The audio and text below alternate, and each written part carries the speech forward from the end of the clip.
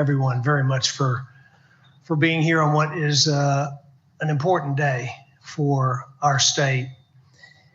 You know, each one of these parents know firsthand what it means to have education freedom for their children and how their kids, if they're allowed to pick the right school, can succeed.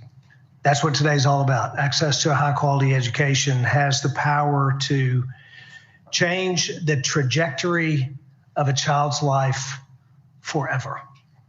And there is no question that today is the time that we need to allow parents who know best what's best for their child as it relates to education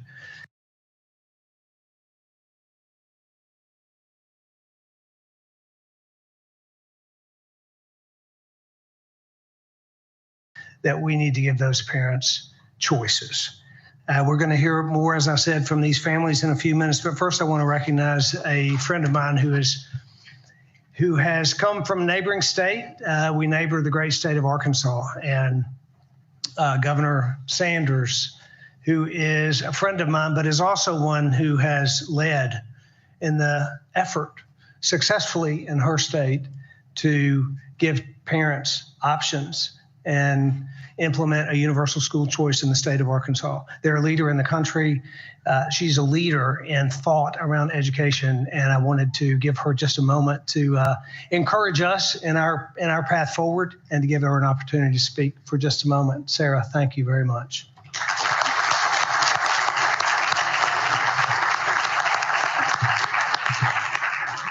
Good afternoon.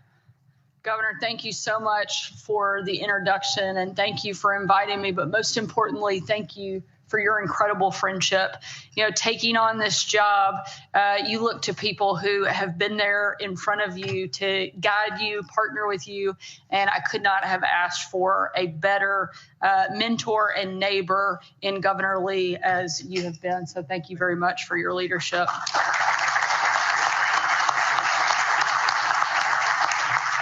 You know, frankly, when the governor called and asked me to come and speak, I was pretty reluctant.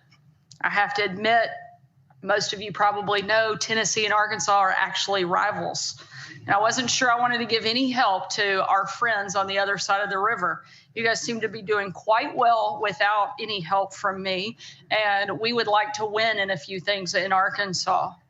But when I read what the governor was proposing, I knew that there was no question that I had to be here.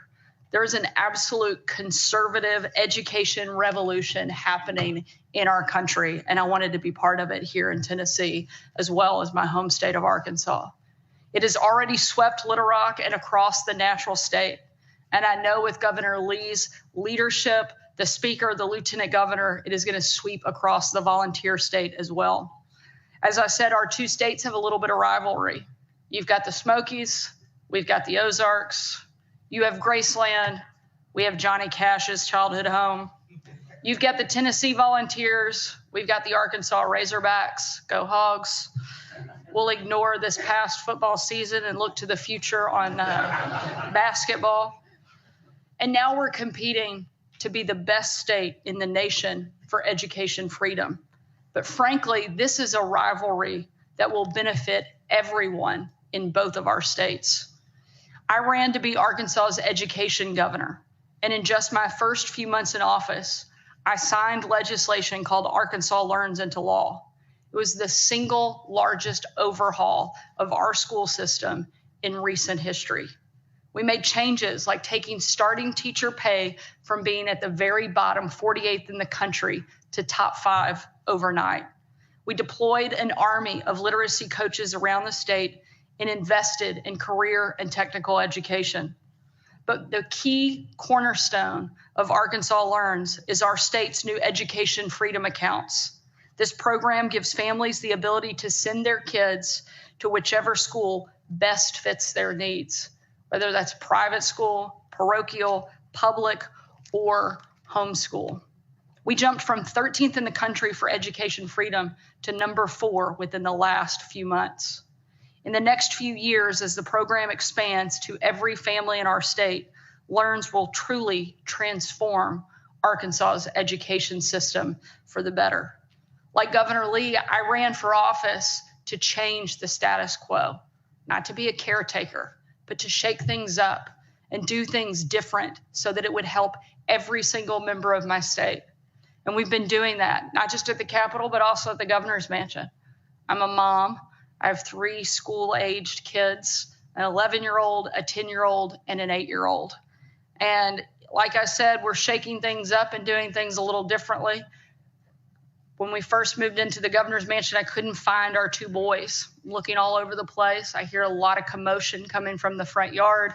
I go outside to find them stripped down to basically their underwear, swimming in the front fountain of the governor's mansion. I went up to my youngest son, George, and I said, George, what in the world are you doing? He said, it's okay. Be cool, Mom. It's not like we're going to drown. I said, George, my concern isn't the fact that you might drown in ankle-deep water. It's the fact that you're practically naked in the front yard and it doesn't seem to bother you at all. Thankfully, Governor Lee is not following our lead in every area that we're taking, and I don't think he's got that problem going on in his front yard. But I am proud of the fact that he is recreating some of the same success that we've had when it comes to education, changing things all the way from Memphis to the Mountain City. And when he gets his proposals passed, every single Tennessee family, just like every Arkansas family, will have the freedom to choose the school that best fits their child's needs.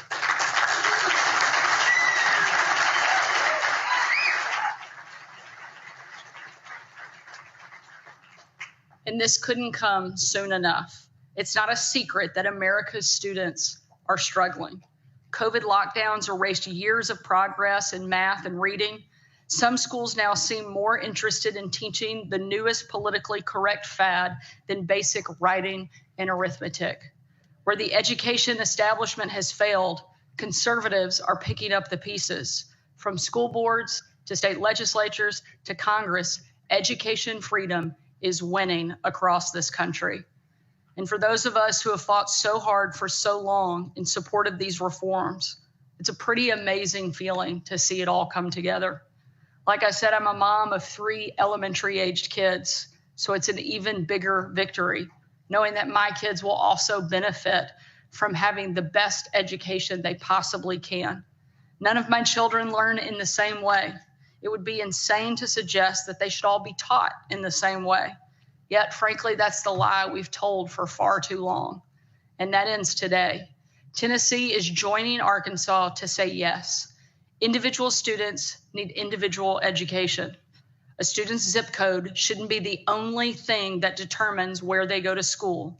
And it is time for the failed status quo to end, and every child, not just in Tennessee, but across the country, to have every opportunity to succeed.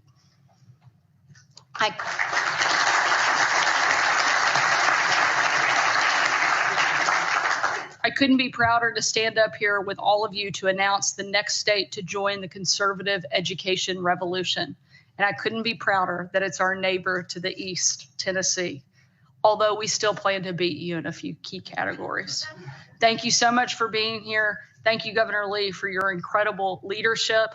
To the Speaker, to the Lieutenant Governor, and to the members of the legislature here in Tennessee. We want to be your partner in helping you get the job done. We look forward to being a great competitor in not only education, but in all the other categories. Football, we're ready for you next year. Thank you so much.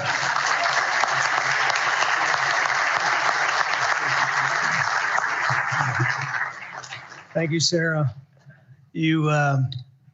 You say I'm a mentor, but you have been a great inspiration to me and to a lot of folks across this country. Thank you for joining us today. And you mentioned Speaker and Lieutenant Governor.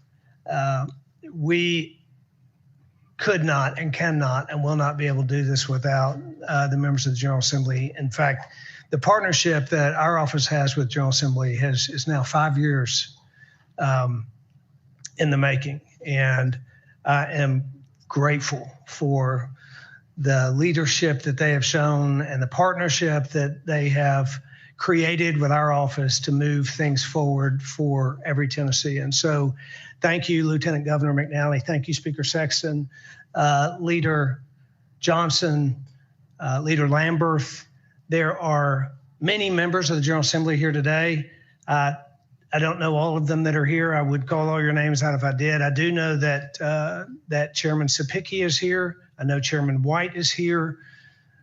Key leaders and members of the General Assembly here, thank you. Thank you for being here. Thank you for working together with us on the work that we have done, not only today and in the future, but the work that we've done in the past. Lieutenant Governor, would you say a word or two, please? I'd be glad to. Thank you, sir.